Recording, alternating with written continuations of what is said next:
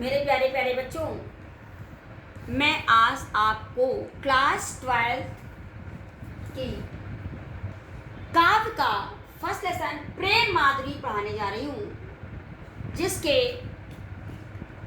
कवि हैं भारतेंदु हरीशचंद्र। तो हम सबसे पहले अपना फर्स्ट पार्ट स्टार्ट करते हैं, मारक प्रेम। तो इसको हम बुक से पढ़ेंगे, बहुत ध्यान से आप लोग पढ़ेंगे। बहुत अच्छा लेसन है, बहुत ही अच्छी बातें इसमें भी बताई गई हैं, प्रेम से संबंधित बताई गई हैं, उसको हम ध्यान से पढ़ेंगे। मारग प्रेम को समुझे, हरिश्चंद्र यथारथ होत यथाए।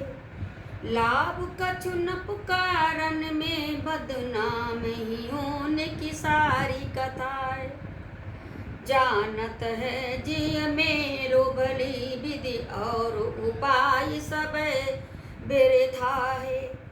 बाबूरे हैं ब्रज के सिगिरे, मोई नाक पूछत कौन व्यथा है। तो देखिए, ये था इसका पद। अब इसका संदर्भ सबसे पहले लिखते हैं। तो संदर्भ में क्या लिखते हैं?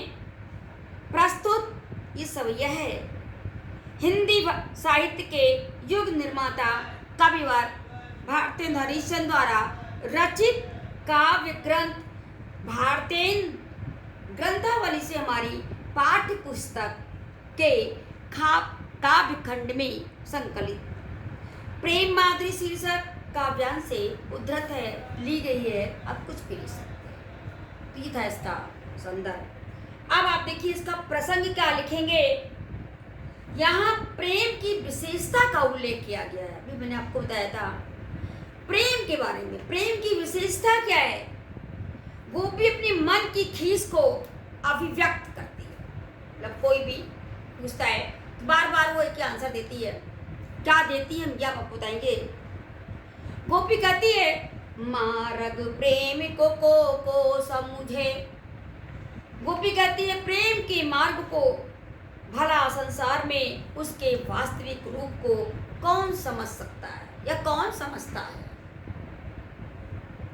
उसकी संपूर्ण कहानी तो केवल कलंकित होने की है। देखिए, लाभ कछु न पुकारन में, बदनाम ही होने की सारी कथाएं। मतलब उसका नाम लेने से भी कलंकित हो जाती है। इस विषय में पुकारने से कोई लाभ नहीं मिलता है। मेरा अंतःकरण, मेरा मन भली प्रकार जानता है, इस बदनामी से बचने के लिए का कोई उपाय है ही नहीं।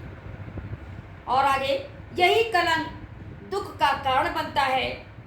फिर ब्रज के सभी लोग क्यों रह रह कर मुझसे मेरी पीड़ा का कारण पूछते हैं। बार बार जब कोई व्यक्ति पूछता है तो व्यक्ति खींच जाता है। कहते, जानत है जी मेरु भली विधि, और उपाय सब बिरथा। सामने बेकार।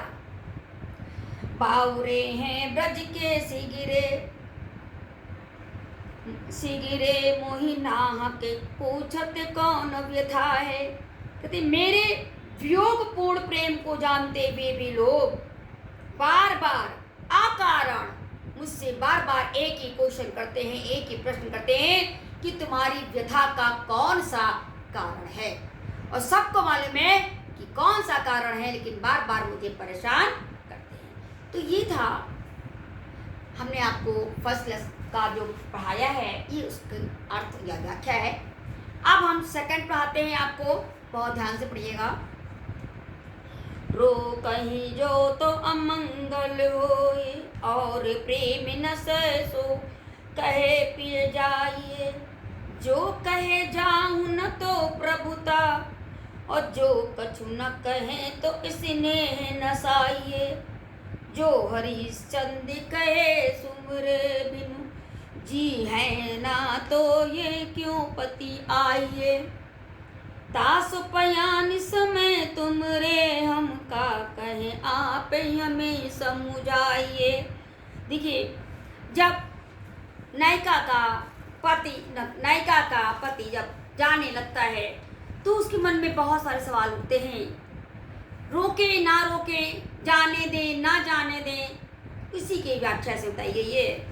तो देखिए, गोपिका का पति जब विदेश जाता है या परदेश जाता है तो गोपिका उससे कहती है, यदि मैं आपको परदेश जाने से रोकती हूँ तो अमंगल होगा। ऐसा लोग कहते हैं कि कोई जा रहा हो तो उसको जाने मतलब पीछे से नहीं बोलना चाहिए, अमंगल होता है।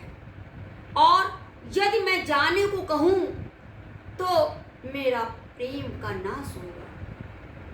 अर्थात आप ही बताइए मेरे लिए क्या सही है।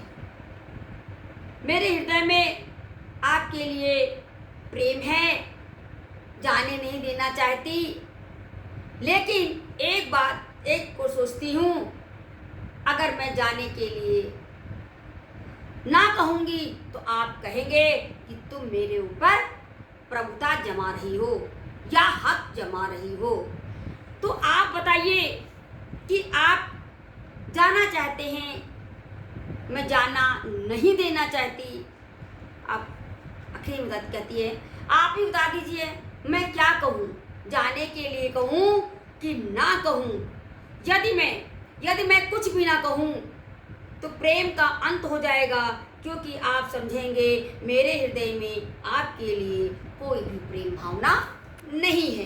हे प्रियतम, आप समझाइए कि आपके प्रस्थान के समय जब आप जा रहे हैं उस समय मुझे क्या कहना चाहिए। आपको जाने देना चाहिए कि आपको जाने से रोकना चाहिए। आप ही हमें बता सकते हैं।